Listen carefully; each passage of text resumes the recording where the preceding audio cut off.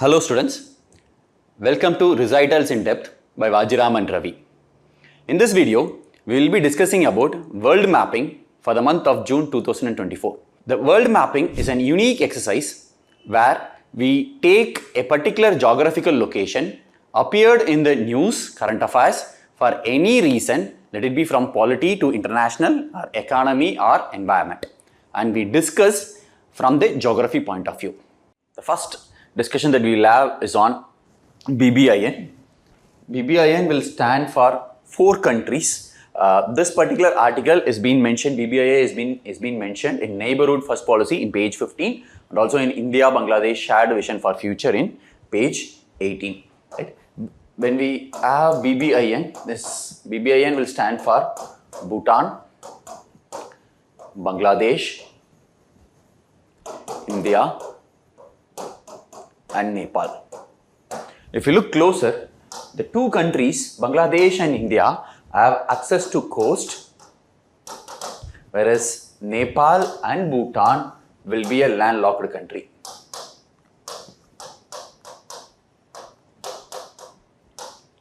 As seen with the picture of Nepal and Bhutan being a landlocked country, and India and Bangladesh will have access towards the coastal regions, right? BBIN has come up with respect to motor vehicles agreement.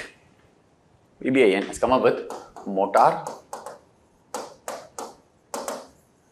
vehicles agreement. This will facilitate cross-border trade, and number 2, people-to-people connectivity.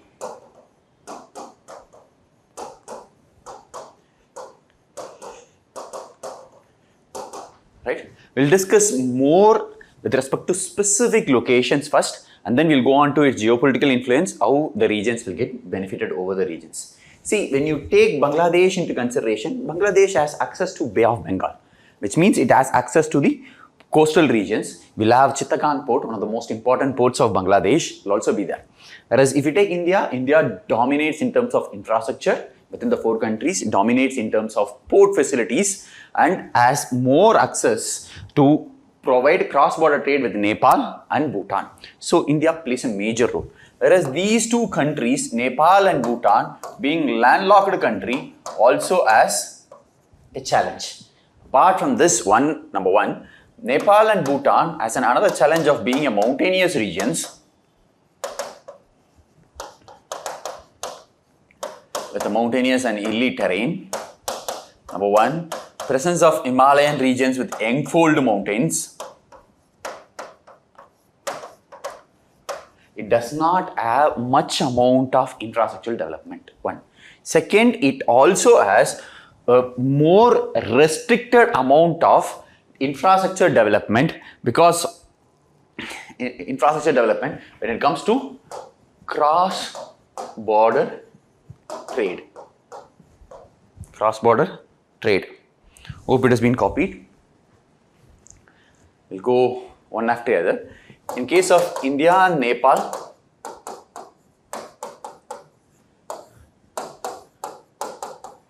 Raksal in Bihar and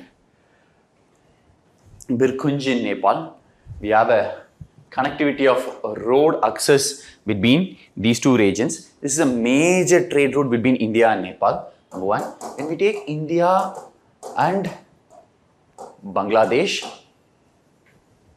we do have 2 major regions. One is connecting the land between the mainland of India and the other regions, Petropol and Benapol. This one as Petropol and Benapol land border crossing, or in land border crossing for the trade. This is number 1, which will give access between India and Nepal through the land. That can be done with respect to it.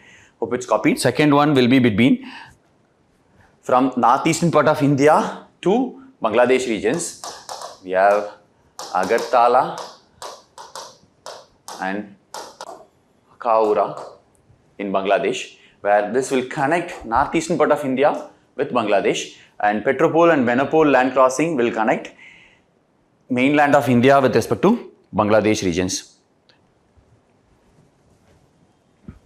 Third, with respect to India and Bhutan, right?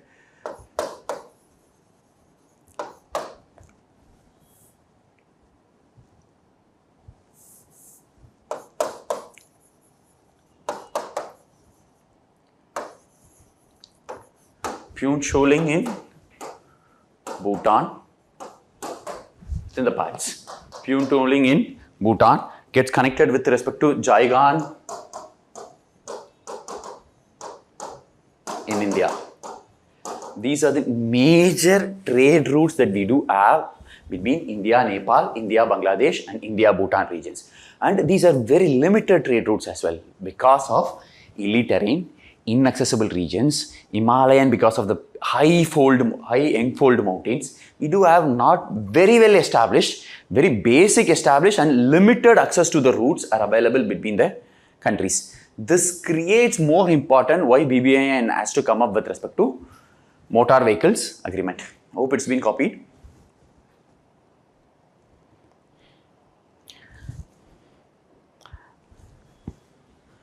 Moving further, apart from this, India and Nepal, we spoke about road, now we'll speak about the other modes of it. Right? India and Nepal will have Jainagar, Janakpur railway link, Jainagar and Janakpur.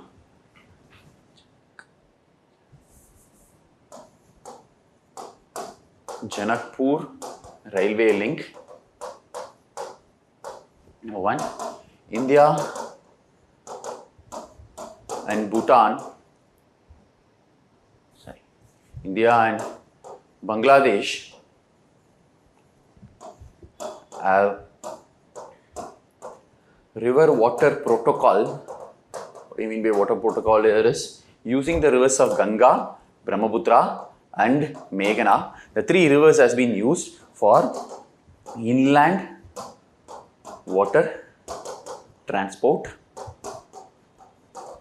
India-Bangladesh water protocol, waterways protocol between Padma, Brahmaputra and Meghna.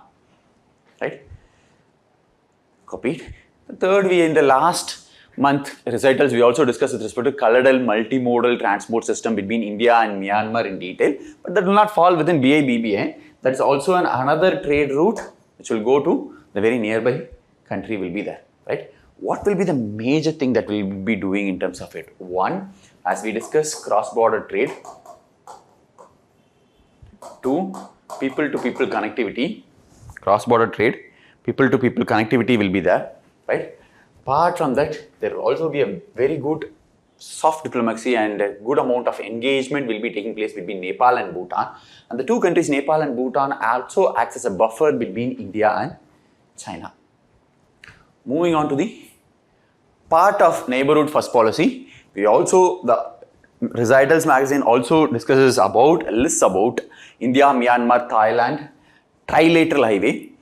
So we'll discuss about in terms of geography perspective. Number one, the trilateral highways is between India and Thailand, whereas Murray is a village in Manipur and moves to Matsot in Thailand. From the Murray, it goes to Mandalay regions, Bago regions of Myanmar, crosses the river Chindwin and reaches Mesot of Myanmar. What it will do, it will be connecting, it will be bringing multiple, it's been copied, it will be bringing multiple things. One, road network is being established. It facilitates trade route. It also engages with respect to people transport systems. This also helps India, much more importantly, connecting the northeastern part of India with respect to the neighborhood countries. From the India's point of view, in terms of mains, what and all I can put across is, number one, Act East policy of India. It enables connectivity with colored and multimodal transport.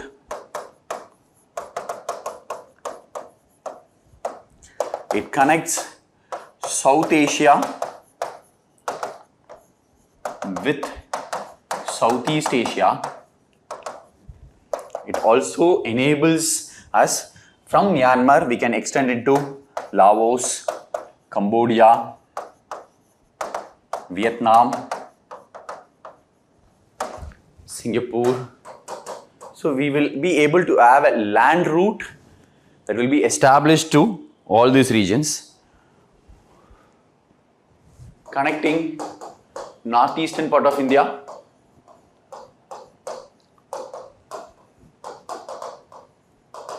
with neighboring regions.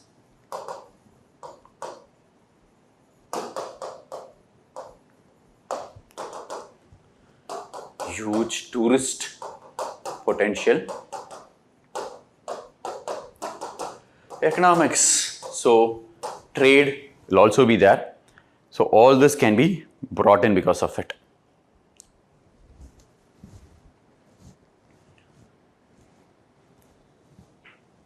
Hope it's been copied. Right? Moving further. The next one is again neighborhood first policy, which also discusses about the colored and multimodal transport network. We already discussed from Kolkata to Sitwi, it will move through the sea. From Aizwal, we will be able to move through the land, highway will be there. After that, river transport will be there, colored and water jetty will be there.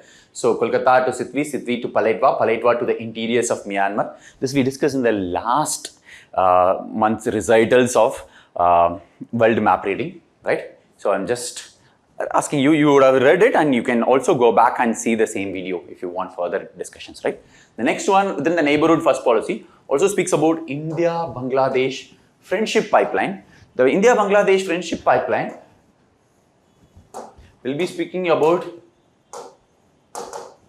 establishing a pipeline network to transport diesel from Numaligarh refinery in Assam, Siliguri, and then to a place of Parbatipur in Bangladesh regions. So it's a pipeline established for transport of diesel from Numaligarh refinery to Parbatipur. 1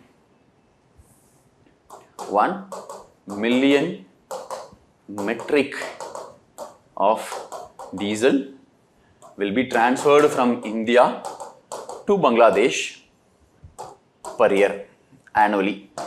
1 million metric tons of high-speed diesel, 1 million metric tons of high-speed diesel will be transferred from India, from the Numaligarh refinery to the Bangladesh. This will enhance India-Bangladesh relationship in terms of means, number one. Number two, it also assures the Bangladesh energy dependency, energy demand will be fulfilled with respect to it, and neighborhood first policy. Right?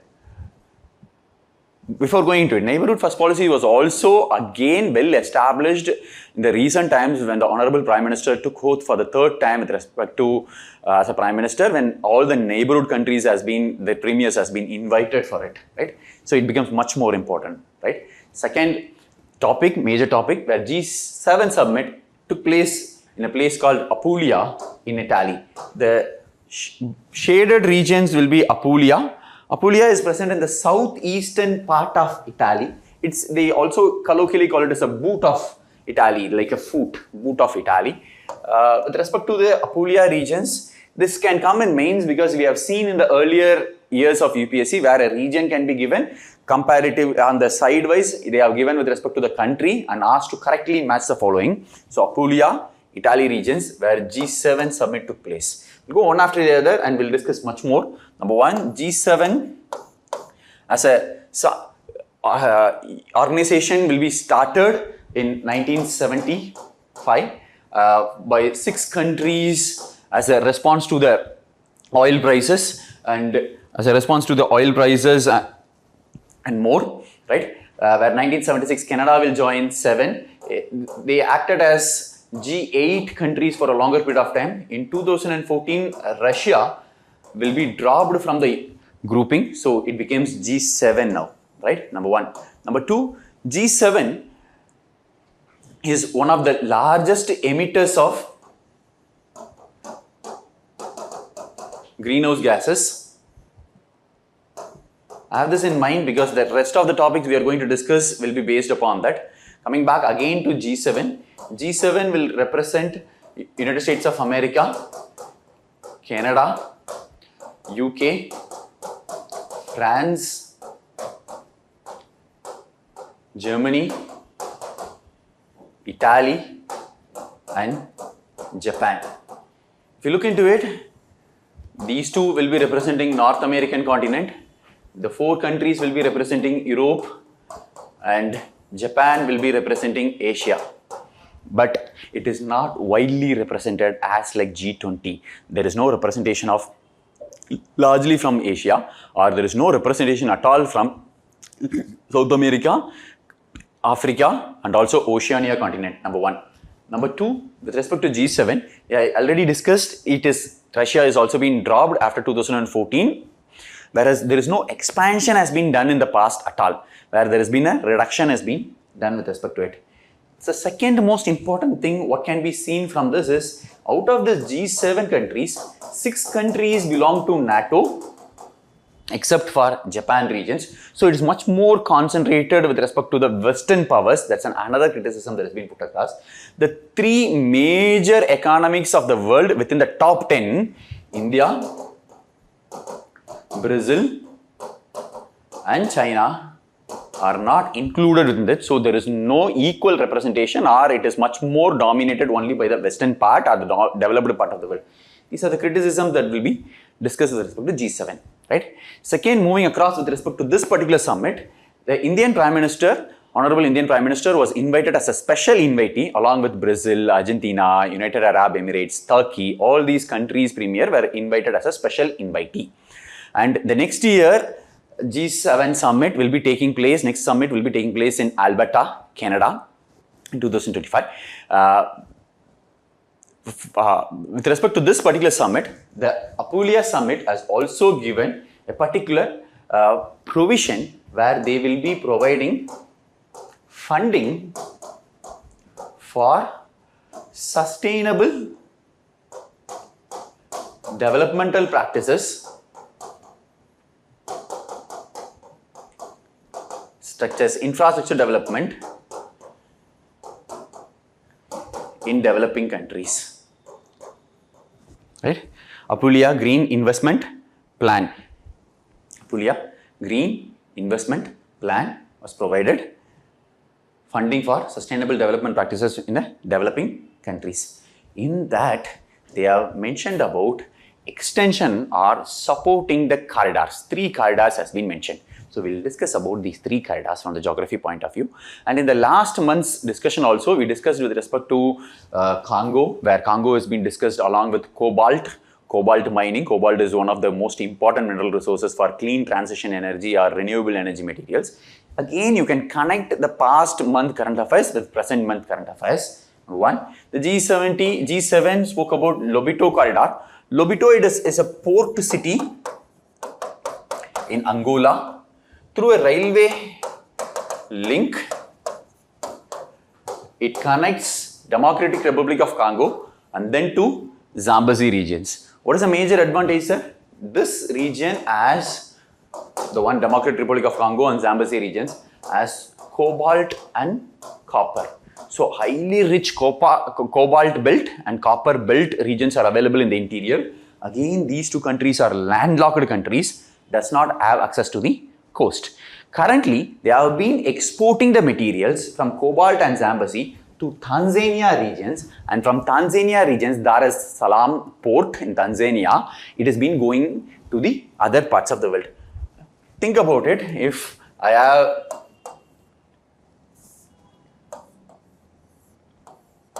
from this part, it moves on to Tanzania, and after that, the trade route has to move to reach, let it be western part of the world in terms of Europe or South America or North American regions, right? Whereas the time taken will be much more because it moves from Indian Ocean, then into Atlantic Ocean and then goes on to it. The new route, if the corridor has been established, the corridor will give them the provisions from the Lobito, it can move easily with respect to it. So time taken will be reduced, cost involved will also be reduced. So Lobito corridor in Central African regions. Lobito corridor, for the preliminary point of view, speaks about 3 countries: Angola, Democratic Republic of Congo, and Zambia. It is a railway link, number 2. Third, it is for copper and cobalt export.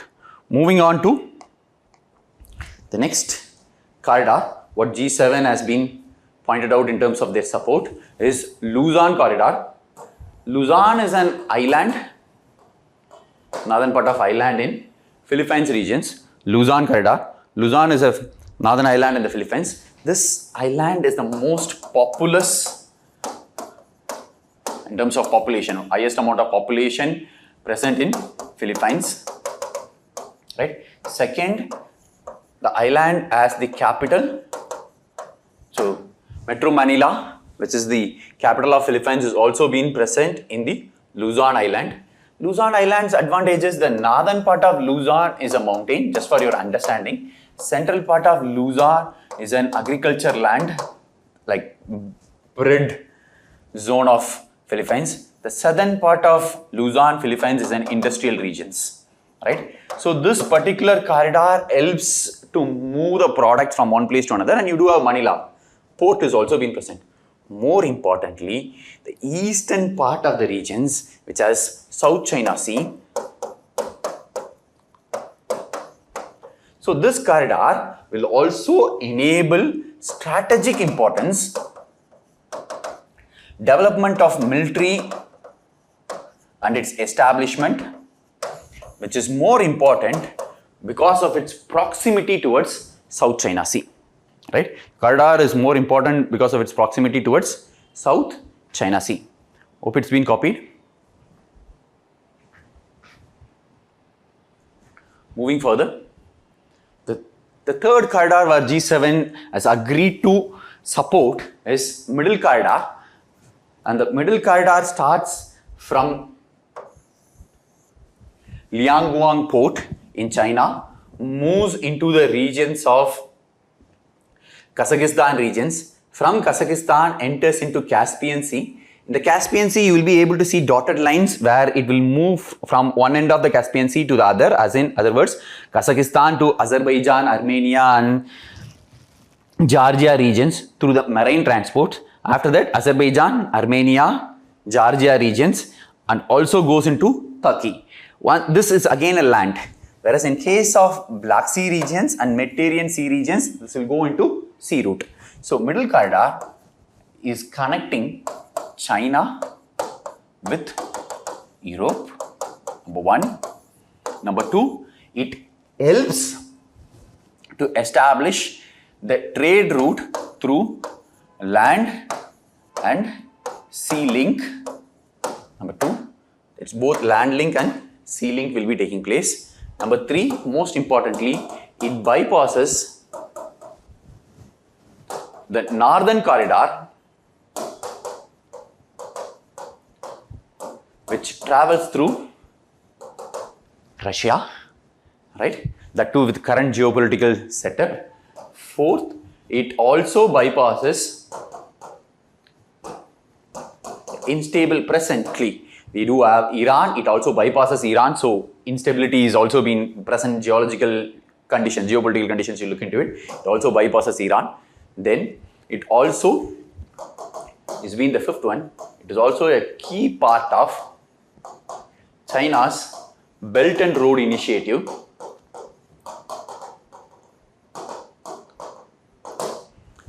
Apart from that, it's not only going to benefit China and Europe, it is also going to benefit the areas of Kazakhstan, Georgia, Armenia, Azerbaijan, Turkey regions. So the areas of Central Asia, the areas of West Asia will also get benefited. Areas of Central Asia and West Asia also gets benefited, right? Hope it's been copied. I have one more point to discuss. Hope it's been copied, right? It also helps have a land route which will be faster than the existing maritime route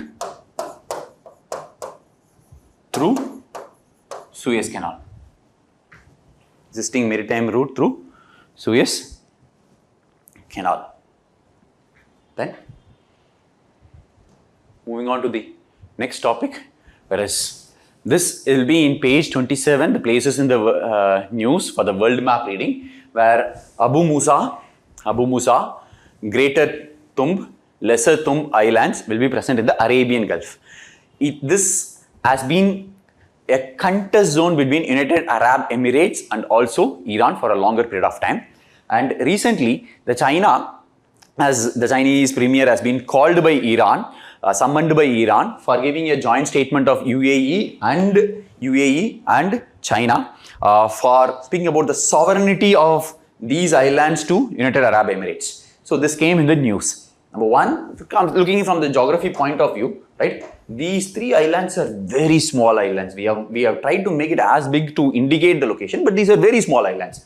But it is much more important because it is present more closer towards Strait of Hormuz, right? Strait of Hormuz plays a major role. Why? 20% of crude oil exports, which is 1/5 of crude oil exports, takes place through Strait of Hormuz. So this region, it gives more geopolitical significance of these islands under whose ownership. Though it has been contested by United Arab Emirates and Iran, these islands are under the control of Iran from 1970s, right? Contested by UAE and Iran, under Iran control. Looking from the geopolitical significance for your mains, it gives access to control offshore oil wells, control over Strait of Hormuz, and Hormuz provides 20% of crude oil trade of the world, maritime crude oil trade. Hope it's been copied. Moving on to the next, Mount Kandlan, again in page 27 of your recitals. Mount Kandlan is present in the Philippines group of islands. Mount Kandlan has been a volcano, and there has been erratic eruptions of this volcano. And erratic eruptions means there will not be a lava. You do know it. There is no lava flow will be there, where volcano will emit steam or gas. How does it take place? Heat the water bodies nearby, which results with respect to release of high intensity of steam or gas. It came in news because of its volcanic eruptions. They have been present in the Pacific Ring of Fire. Why Pacific Ring of Fire? Earlier videos we have discussed with respect to it. When there is a plate tectonics will be there, when there is a convergent plate boundaries, divergent plate boundaries and transform plate boundaries will be available with respect to it. If there is a convergent plate boundaries, whereas ocean convergent, Pacific and Philippines plate convergent boundaries, we have a large amount of volcanic eruptions, all not just only in Philippines. Over the entire Pacific Ocean's boundaries, we will have a large amount of volcanic activities. So they are called as Ring of Fire. Right? Moving on to the next one, OPEC. OPEC extends production cuts. See, before we go into it, what is the context of the news? See, the context of the news is OPEC and OPEC plus countries have decided that to extend the production cuts, like close to 5% of the production they have been reducing. Why it has been happening? They were expecting some certain amount of demand in the world to increase over a period of time. But because of high interest rate, because of high amount of oil production in the United States of America, because of slowdown of China and the international conditions which has been taking place, the demand for oil has not increased. The demand for oil is less. So if they keep producing more amount of oil, which means more supply lesser than the demand, price will be low. So to make sure that the demand and supply has to be equated and the price has to increase for them, so they were extending the production cuts. This is what the news is. For us, and from the geography point of view, these countries will be the OPEC full member countries, right? OPEC gets started in 1960 by the 5 countries. OPEC was started in Iraq. The 5 founding members include Iraq, Iran, Kuwait, Saudi Arabia, Venezuela. These were the 5 founding members. After 1960s, there has been many number of members who have been joined, and some of the members who joined also as withdrawn, revoked their memberships from OPEC, like Indonesia, Angola, with respect to Ecuador, Qatar, all these countries have revoked it, right? So currently we do have 12 members. The 12 members include the first 5 founding members, along with them United Arab Emirates, whereas in case of Africa, Libya, Algeria, Nigeria, Equatorial Guinea, Gabon and Congo. These 12 countries are the members of OPEC. Apart from the 12 members of OPEC, we also have 10 other associated members. So OPEC plus comes into the picture. Full-time members 12, associated members another 10, 22. OPEC says that, the statute of OPEC says any country which has a substantial amount of crude oil export. Substantial amount, it did not define what it is. Substantial amount of crude oil export, and if they align with the interest of OPEC countries, they can become members of OPEC. So that's all, very simple. How they can become the members? 3/4 of the full members has to agree to the new member. If, for example, if ABCD country applies for OPEC membership, 3/4 of the members has to vote in favor of it, along with all the 5 countries voting in favor of them, right? Then they can become members. Other than the full members, they can also have associated members, right? The next topic, Pakistan and China agreed to upgrade the CPEC, China-Pakistan Economic Corridor. China-Pakistan Economic Corridor, for geography point of view, from our perspective, this is one most important thing when it comes to India's security and territorial integrity as well, right? So looking into it, it moves between the areas of China to Pakistan, but the major part, it moves through Gilgit-Balochistan of Kashmir regions.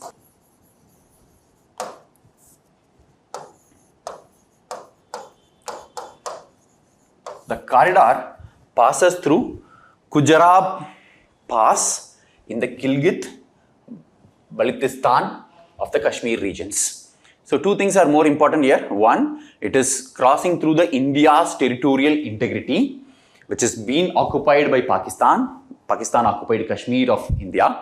Second, the corridor enters through the regions of Gujarat Pass, mountain pass, which is present in the Gilgit-Balochistan regions. This is more than sufficient for India's point of view, right?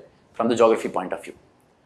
The next one, India eyes Mongolia for key minerals to bypass China in page 92, whereas in Mongolia has access to good amount of resources, like especially critical minerals, where India is largely dependent upon its critical minerals from China, right? So we have critical minerals, copper, coking coal, critical minerals, copper, coking coal, rare earth metals, gold. All these mineral resources are available in Mongolia. And India, for critical minerals, rare earth minerals, has been largely dependent upon China. And because of the geopolitical scenarios, India looks on to have much more engagement with Mongolia to bypass China. One another thing, India is also funding and building Mongolia's first oil refinery, which will be completed in 2025, right? Which will be completed in 2025. Then, so more India-Mongolia relationships are getting better. India also has been looking into entering into Mongolia through Russian route. Apart from that, if you look into the geography of Mongolia, most important features will be Altai Mountains, Gobi Desert,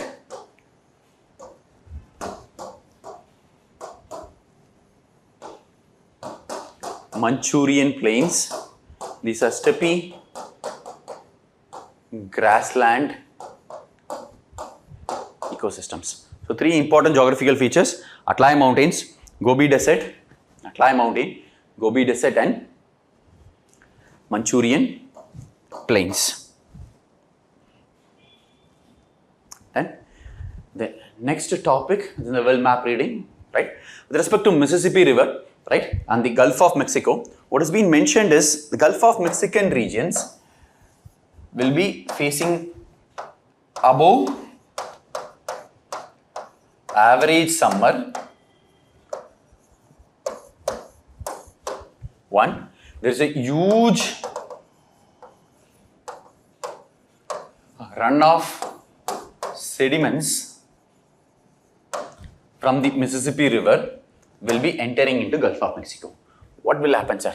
That will create a ecological condition called dead zone, which means hypoxia condition, absence of oxygen, hypoxia condition, absence of oxygen will be created. This absence of oxygen will suffocate and reduce coastal and marine biodiversity. Coastal and marine biodiversity.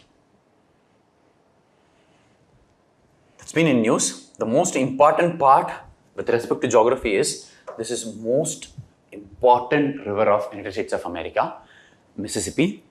You would have seen Mississippi reference in more Hollywood movies, including Friends to Big Bang Theory, right? With respect to Mississippi, in native language, Mississippi means larger river. Mississippi will be flowing in central plains, Great Plain regions of USA, and due to the river and the plain regions, this is one of the major agricultural regions of United States of America. And Mississippi River is also an example of bird food delta from geography point of view. Bird food delta from geography point of view, right? And we are done with respect to the major topics. We will be going on to two discussion. One, places in news. The second one is glaciers, important glaciers of the world. First, with respect to international places in the news, where we have seen a 4.4 scale of earthquake took place in Campri, Flegrei of Italy regions. So it's been in news. Number two, Cuba. With respect to the geography of India, sent assistance to Cuba. With respect to the geography of Cuba, Cuba has been one of the major regions of sugarcane production, number one. Number two, tobacco, cigars, high literacy. But ironically, low employment or economics is not well developed. Poverty has also been high. Mexico has been witnessed a landmark event of first women president, right? With respect to, moving further, with respect to Alaska, the rivers which have been clean, visible, transparent is now changing into colors, and this is due to thawing and release of minerals from permafrost regions, and that is because of climate change and global warming.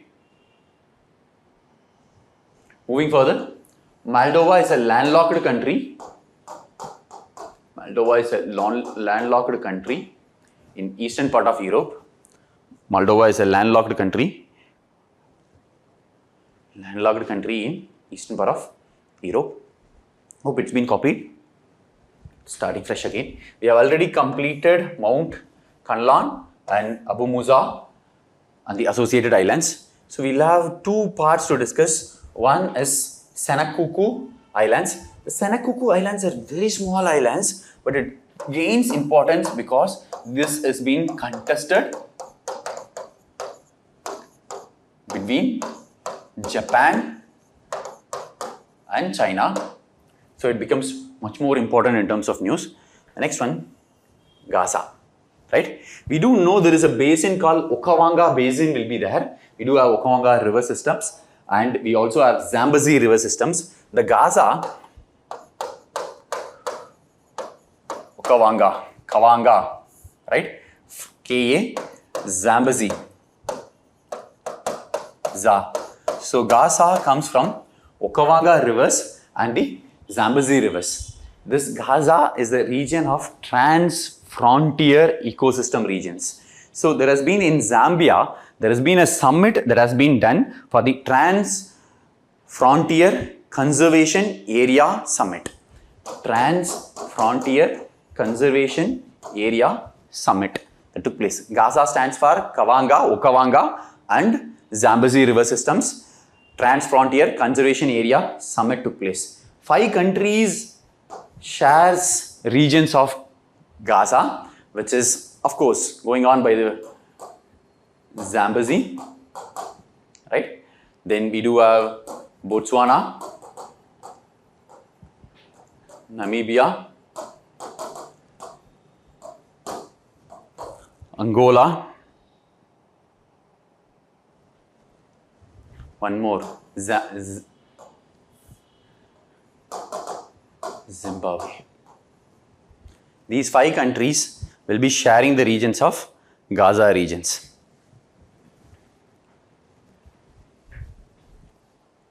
Hope it's copied. Moving on to the last part for the discussion of world map reading from this month, where we will be speaking about the glaciers, right? The glaciers, Lambert Fisher Glacier in Antarctica is the largest glacier in the world. Lambert Fisher, Antarctica, largest glacier in the world. Hubbard Glacier, Alaska regions, North America's largest tidal glacier. North America's largest tidal glacier. Next, Bruggen Glacier, which is present in southern Chile. Bruggen Glacier, which is present in southern Chile. Just know the country is more than sufficient, except for specific importance. Jostedal Glacier, which is present in Norway. Jostedal Glacier, which is present with respect to Norway regions. Fedchenko Glacier, the areas of Tajikistan.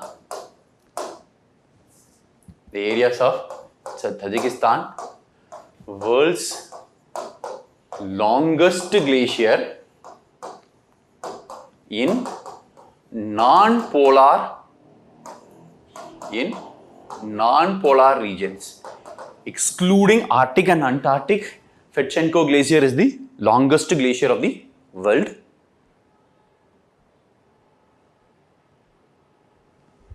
Right? South Inulik glaciers, Kyrgyzstan. Then we do have glaciers of Himalayan systems. We do have 4 glaciers for our discussions from the Himalayan systems, from the areas of Karakoram. Within that, Siachen Glacier. Siachen Glacier is the second longest glacier in the non-polar regions. Second longest glacier in the non-polar regions. Other regions, Batura, Biafo, Siachen, Baltora, all these 4 glaciers have been present in the Karakoram regions. We'll again discuss in the videos of India map reading and geography and environment. Thank you.